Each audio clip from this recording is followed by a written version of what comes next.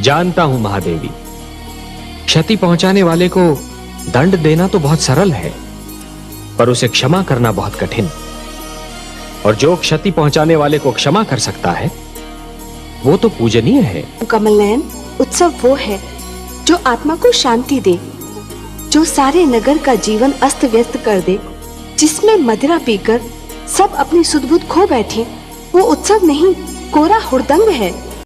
महादेवी, बूंद जब किसी मेघ की गोद से निकलती है तो उसके मन में असंख्य आशंकाएं होती हैं।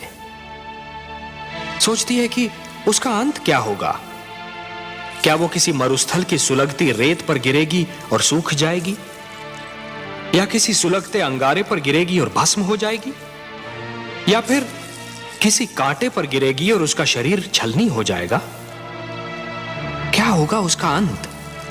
परंतु जब वो किसी सीप के मुख में गिरती है और मोती बन जाती है, तब उसे यह ज्ञान होता है कि उसकी यात्रा शुभ थी। परिवार मानव समाज की सबसे छोटी परंतु सबसे महत्वपूर्ण इकाई है। हमने पृथ्वी पर रहने वालों के लिए कुछ नियम दिए हैं और उनके अनुसार एक पिता परिवार का स्वामी होता है। पुत्र को प्यार देना, उसका संरक्षण करना पिता का कर्तव्य है। एक पिता ब्रह्मा भी होता है और विष्णु भी। वो जन्म भी देता है और पुत्र का पालन पोषण भी करता है। देवी, संघर्ष का संबंध आयु से नहीं, इच्छा शक्ति और मन की लगन से होता है। भड़कती हुई ज्वाला पहले छोटी सी चिंगारी ही होती है।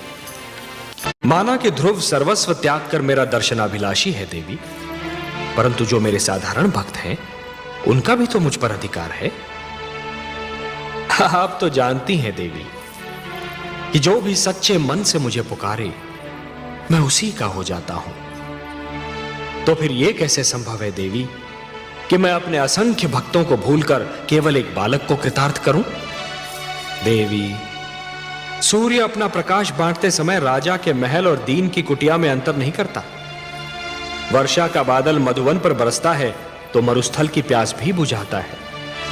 तो फिर यह कैसे संभव है देवी कि मैं अपने भक्तों में पक्षपात करूं? हे महादेवी, ये मत भूलिए कि ईश्वर भी ईश्वरत्व के नियम से बंधा है और ईश्वरत्व का नियम है समानता। मेरी दृष्टि में समस्त मानव जाति समान है। मैं धरती पर जा अवश्य सकता हूं देवी, किंतु समस्त मानव समूह के कल्याण के लिए। महादेवी, जिस प्रकार जब जल माटी को गीला कर देता है तो माटी में से सुंदर अंकुर फूटते हैं, उसी प्रकार जब भक्ति मन को उदार बना देती है तो मन में सुंदर विचारों का जन्म होता है। जिस प्रकार वर्षा फूल पर जमी हुई धूल को धोकर फूल को स्वच्छ और निर्मल बना देती है, उसी प्रकार जब श्रद्धा मन को छूती है तो मन को पवित्र और उज्जवल बना देती है। यदि ऐसी स्थिति बन जाए कि दो परस्पर विरोधी गुटों की लड़ाई में दोनों ही पक्षों के केवल निर्दोष और असहाय तत्व ही अत्याचार और आतंक के लक्ष्य बन जाएं, तो हर उदार मन तड़प उठता है। जिस प्रकार दीपक जिस अंधकार को मिटाता है वो अंधकार उसी के नीचे जा छुपता है, उसी प्रकार कभी कभी सत्य को असत्य के नीचे और पुण्य को पाप के नीचे ही शरण मिलती है। एक पापी सत्य को संसार से मिटाने की धुन में यह भूल जाता है कि सत्य तो वहां भी पल सकता है जहां कभी उसने सोचा ही न था। जिस प्रकार चरित्र की हानि धन की हानि से अधिक बड़ी दुर्घटना होती है, उसी प्रकार देवत्व का अपमान देवताओं के अपमान से अधिक बड़ी दुर्घटना है। महादेवी, दो पक्षों में संधि का टूटना एक श्रृंखला के टूटने के समान होता है। एक कड़ी टूट जाती है तो कड़ी पर कड़ी टूटने लगती है। महादेवी, मोती जिस डोर में पिरोए हुए होते हैं, यदि वो डोर ही टूट जाए तो सारे के सारे मोती भूमि पर बिखर जाते हैं। और इन बिखरे हुए मोतियों को दोबारा समेटना और फिर से उसी डोर में पिरोना यह सरल कार्य नहीं होता महादेवी। जानती हूँ कमल नयन, बसी बसाई नगरी को उजाड़ना सरल कार्य होता है, उसी नगरी को फिर से बसाना बहुत कठिन होता है। वर्ष और पीढ़ियां बीत जाती हैं उसे बसाने में।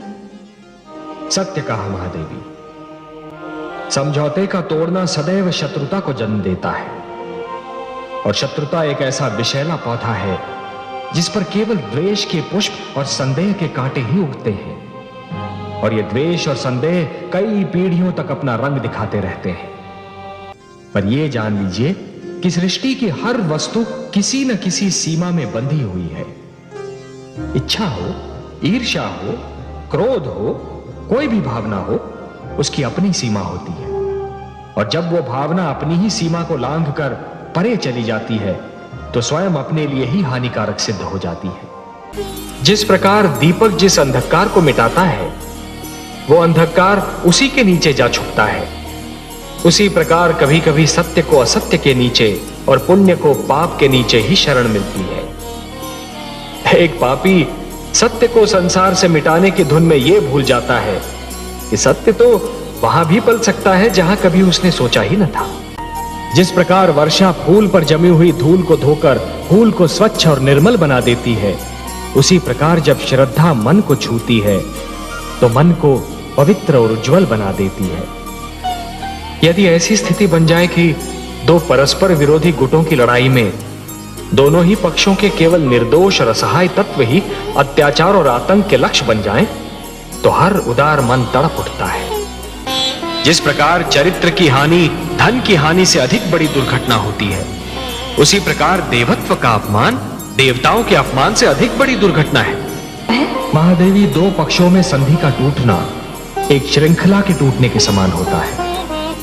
एक कड़ी टूट जाती है तो कड़ी पर कड़ी टूटने लगती है।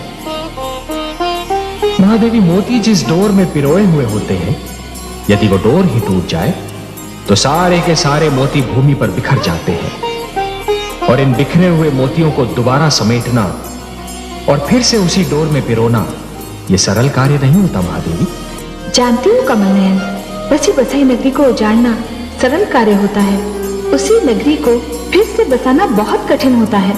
वर्ष और पीढ़ियां बीत जाती हैं उसे बसाने में। सत्य कहा महादेवी। समझौते का तोड़ना सदैव शत्रुता को जन्म देता है, और शत्रुता एक ऐसा विषैला पौधा है जिस पर केवल द्वेष के पुष्प और संदेह के कांटे ही उगते हैं, और ये द्वेष और संदेह कई पीढ़ियों तक अपना रंग दिखाते रहते हैं। पर यह जान लीजिए कि सृष्टि की हर वस्तु किसी न किसी सीमा में बंधी हुई है। जिस प्रकार अग्नि सूखी लकड़ी को सरलता से जला देती है, उसी प्रकार क्रोध सुंदर भावनाओं को सहजता से भस्म कर देता है। वो मेरे विरोधी है, इसलिए मेरा विरोध करने की धुन में वो विवेक तो क्या स्वयं को भी भूल गए हैं। मेरा विरोध करने की भावना उनकी विद्वत्ता पर भारी पड़ चुकी है महादेवी, और अब दैत्य गुरु शुक्राचार्य कोई भी सीमा पार कर सकते हैं। आश्चर्य है, क्या दैत्य गुरु शुक्राचार्य ये भी नहीं जानते कि सीमा से अधिक विरोध अपने ही दुख का कारण बन जाता है? नहीं जानते महादेवी, दुर्भाग्य से वो इस सत्य को नहीं जानते, पर अतिशीघ्र जान जाएंगे। यदि रोने वाले के साथ कोई रो दे तो वो व्यक्ति श्रेष्ठ कहलाता है महादेवी, महान कहलाता है। दूसरों के दुख को अपना दुख तो केवल वही व्यक्ति समझ सकता है जिसका हृदय दर्पण की भांति स्वच्छ हो। ये मैं बार बार यही कहता हूं कि कभी किसी को किसी का बुरा नहीं सोचना चाहिए, क्योंकि जो भी व्यक्ति किसी और का बुरा सोचता है, अंत में उसका भी बुरा हो ही जाता है। जो भी व्यक्ति ये समझते हैं कि ये तंत्र मंत्र, ये सर्वनाश और अंधकार की शक्तियां केवल किसी और को ही क्षति पहुंचा सकती हैं, तो वो उनका भ्रम है। सत्य तो ये है महादेवी कि जो ईश्वर के सच्चे भक्त होते हैं, जो स्वयं ईश्वर पर संपूर्ण विश्वास करते हैं, ये तंत्र मंत्र की शक्तियां उनका बाल भी नहीं बांका कर सकती। इस प्रकार द्वेष और घृणा का मारा व्यक्ति पड़ोसी के घर को जलते हुए देख ये भूल जाता है कि उसी अग्नि की लपटें स्वयं उसका घर भी जला सकती हैं। उसी प्रकार जो व्यक्ति तंत्र मंत्र में विश्वास करता है, वो ये भूल जाता है कि यही तंत्र मंत्र की शक्तियां स्वयं उसका भी सर्वनाश कर सकती हैं। सत्य तो ये है महादेवी कि स्वयं मैं अपने भक्तों के वश में हूं। अपने प्रेम से, अपने विश्वास से, अपनी भक्ति से और अपनी श्रद्धा से मेरे सारे भक्त बार बार मुझे उनकी सहायता करने के लिए विवश करते रहे हैं और करते रहेंगे। और मुझे अपनी इस विवशता पर कितनी प्रसन्नता होती है, इसका मैं क्या वर्णन करूं महादेवी, इसका मैं क्या वर्णन करूं। हाँ देवी, कि जिस प्रकार जब एक पुरुष भटक जाता है तो केवल एक ही व्यक्ति भटकता है, परंतु जब एक नारी के पैर डगमगाने लगते हैं तो समस्त परिवार डगमगा जाता है।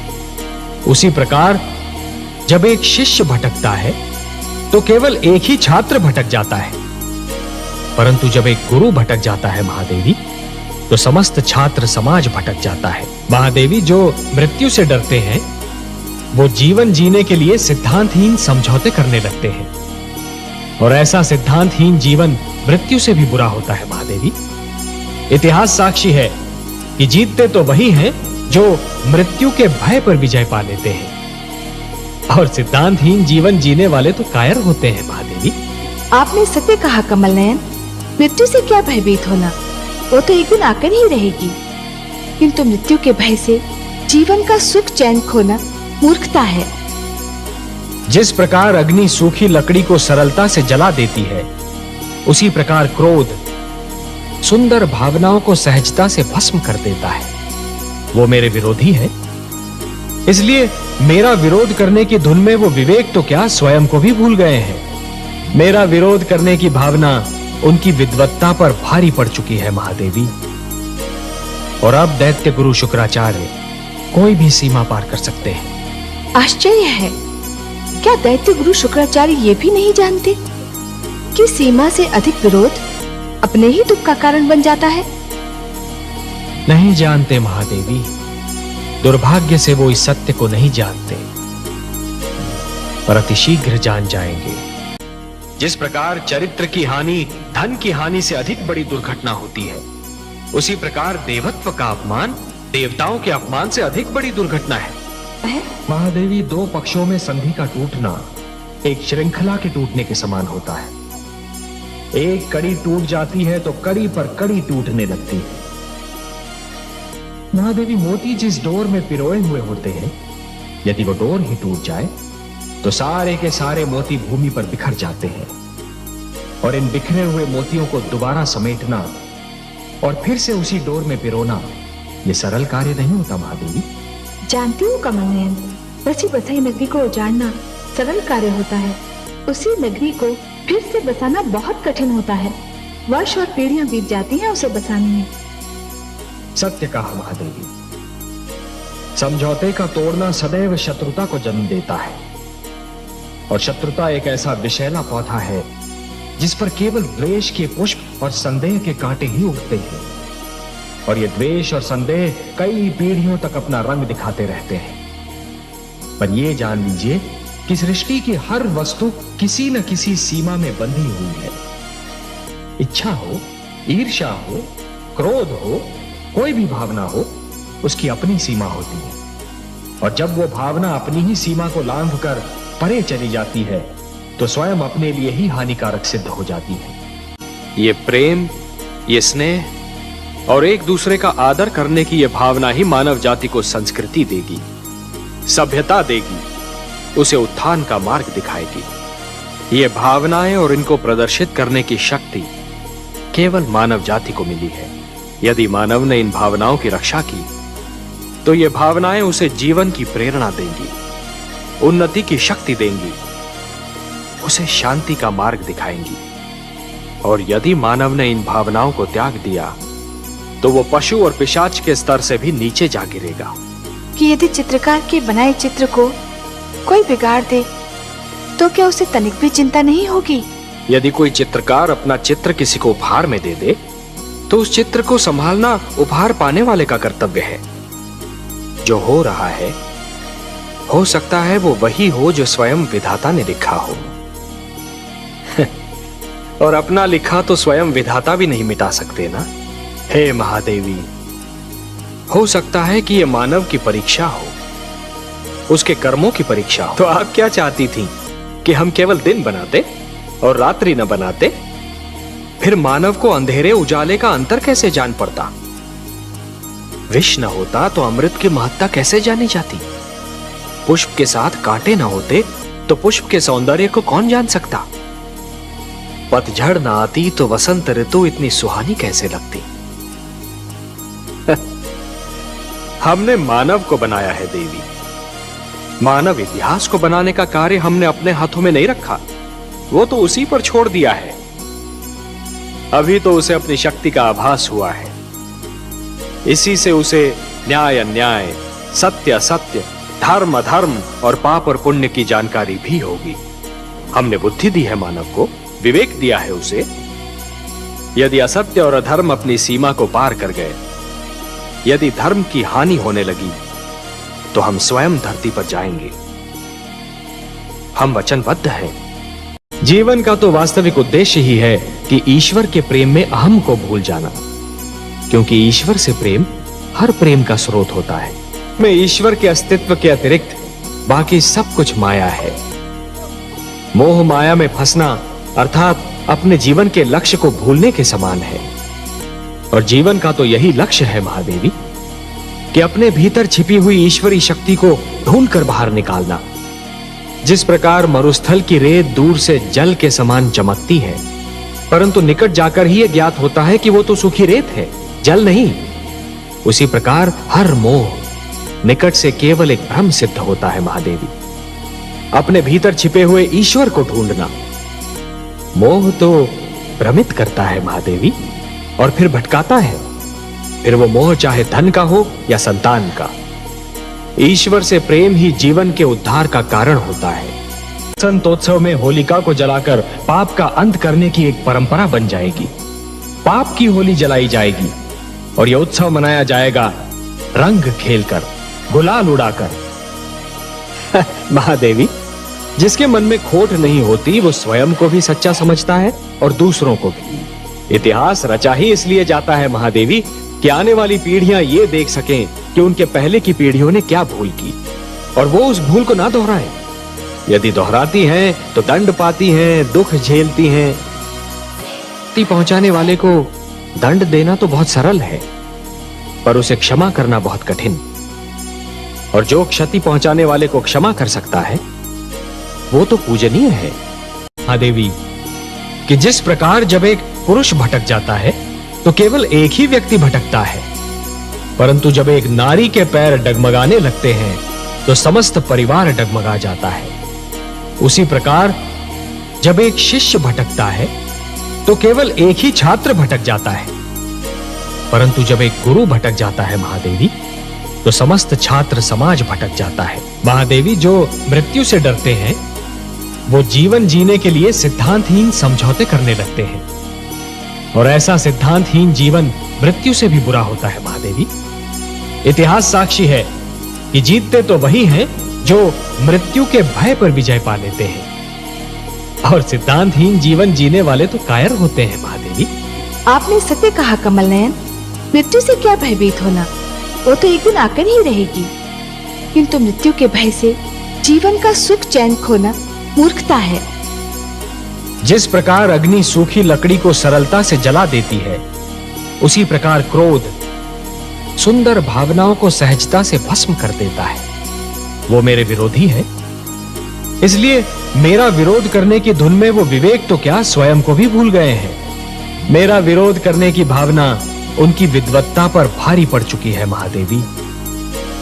और अब दैत्य गुरु शुक्राचार्य कोई भी सीमा पार कर सकते हैं। आश्चर्य है, क्या दैत्य गुरु शुक्राचार्य ये भी नहीं जानते कि सीमा से अधिक विरोध अपने ही दुख का कारण बन जाता है? नहीं जानते महादेवी, दुर्भाग्य से वो इस सत्य को नहीं जानते, पर अतिशीघ्र जान जाएंगे। महादेवी, जिसके मन में खोट नहीं होती वो स्वयं को भी सच्चा समझता है और दूसरों को भी, और जिसे अपनी भूल का विस्मरण होता है उसे उसका दंड अवश्य मिलता है। इतिहास रचा ही इसलिए जाता है महादेवी कि आने वाली पीढ़ियां ये देख सकें कि उनके पहले की पीढ़ियों ने क्या भूल की और वो उस भूल को ना दोहराएं। यदि दोहराती हैं तो दंड पाती हैं, दुख झेलती हैं। हे महादेवी, उपवन के भाग्य में वसंत का सुख सदैव नहीं होता, उसे पतझड़ का दुख भी झेलना पड़ता है। उसी प्रकार जीवन में भी मिलन का आनंद सदा के लिए नहीं छाया रहता देवी, वियोग की घड़ियां भी आती हैं। महादेवी, जिस प्रकार बिच्छू को यह ज्ञान नहीं होता कि उसका डंक केवल किसी और को नहीं स्वयं उसे भी चुभ सकता है, उसी प्रकार एक दुष्कर्मी को भी यह ज्ञान नहीं होता कि उसका दुष्कर्म स्वयं उसे भी हानि पहुंचा सकता है। महादेवी, एक ही डाली पर खिले दो पुष्पों में से एक को स्थान मिलता है देवता के चरणों में, तो दूसरे को अर्थी पर। एक ही मेघ की गोद से निकली दो बूंदें, एक मोती बन जाती है तो दूसरी अंगारे पर गिरकर भस्म हो जाती है। यह सब फल होता है इस सत्य का कि किसे कैसी संगत मिलती है। सत्य कहा आपने महादेवी। हे देवर्षि, जिस प्रकार यदि कोई व्यक्ति उधार लिए हुए धन को यदि अपनी संपत्ति मानेगा तो बहुत शीघ्र कंगाल हो जाएगा, यही तो विधि का विधान है महादेवी। जो दूसरे को दुख देकर हंसता है, होनी उसे दुख देकर 100 बार रुलाती है। इसलिए दूसरों को दुख देने से पहले इतना अवश्य सोच लेना चाहिए कि यदि इसी दुख का वज्र अपने सिर पर गिरे तो क्या होगा। महादेवी, जिस प्रकार बिच्छू को यह ज्ञान नहीं होता कि उसका डंक केवल किसी और को नहीं स्वयं उसे भी चुभ सकता है, उसी प्रकार एक दुष्कर्मी को भी यह ज्ञान नहीं होता कि उसका दुष्कर्म स्वयं उसे भी हानि पहुंचा सकता है। महादेवी, एक ही डाली पर खिले दो पुष्पों में से एक को स्थान मिलता है देवता के चरणों में, तो दूसरे को अर्थी पर। एक ही मेघ की गोद से निकली दो बूंदें, एक मोती बन जाती है तो दूसरी अंगारे पर गिरकर भस्म हो जाती है। यह सब फल होता है इस सत्य का कि किसे कैसी संगत मिलती है। सत्य कहा आपने महादेवी, सत्य कहा। और इसीलिए माता पिता को सबसे अधिक ध्यान बाल्यावस्था में संतान के चरित्र निर्माण पर ही देना चाहिए। जिस प्रकार जब जल माटी को गीला कर देता है तो माटी में से सुंदर अंकुर फूटते हैं, उसी प्रकार जब भक्ति मन को उदार बना देती है तो मन में सुंदर विचारों का जन्म होता है। महादेवी, जिसके मन में खोट नहीं होती वो स्वयं को भी सच्चा समझता है और दूसरों को भी, और जिसे अपनी भूल का विस्मरण होता है उसे उसका दंड अवश्य मिलता है। इतिहास रचा ही इसलिए जाता है महादेवी कि आने वाली पीढ़ियां ये देख सकें कि उनके पहले की पीढ़ियों ने क्या भूल की और वो उस भूल को ना दोहराएं। यदि दोहराती हैं तो दंड पाती हैं, दुख झेलती हैं,